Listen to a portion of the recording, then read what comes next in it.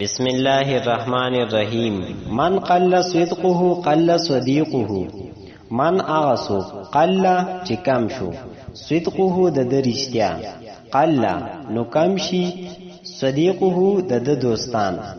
په دې سبق کې د رښتیا وینا د کمیدو نقصان بیان کړی دی چې د کم انسان رښتیا ویل کم شي او دروغ ویل شروع کی نو د هغه دوستان کم شي. او د دې وجه دا ده چې د دوستانی بنیاد دا په اعتماد باندې دی او کم انسان چې دروغ وی په هغه وسوک څنګه اعتماد وکي. نو د دې وجه دا ویلي دي چې کم انسان رښتیا ویل کم کی نو د هغه دوستان کم شي.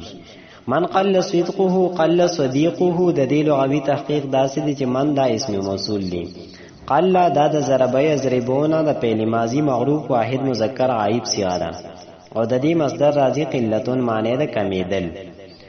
صدق دا مصدر دی او دا راځي د ضربه یضربو باب نه، صدقه یصدقو معنی د رښتیا ویل. صدیق دا واحد دی او د دې جمع راځي اصدقاؤن معنی د دوست.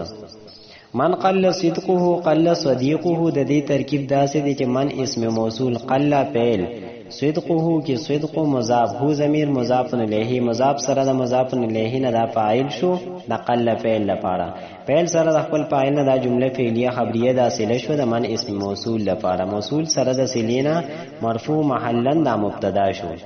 قل فعل، صدیقه کی صدیق مضاف، هو ضمیر مضاف الیه، مضاف سره د مضاف الیه نه دا فاعل شو دا قل فعل لپاره، فعل سره د خپل فاعل نه دا جمله فعلیه خبریه مرفوع محلا دا خبر شو د مبتدا لپاره، مبتدا سره د خبر نه جمله اسمیه خبریه.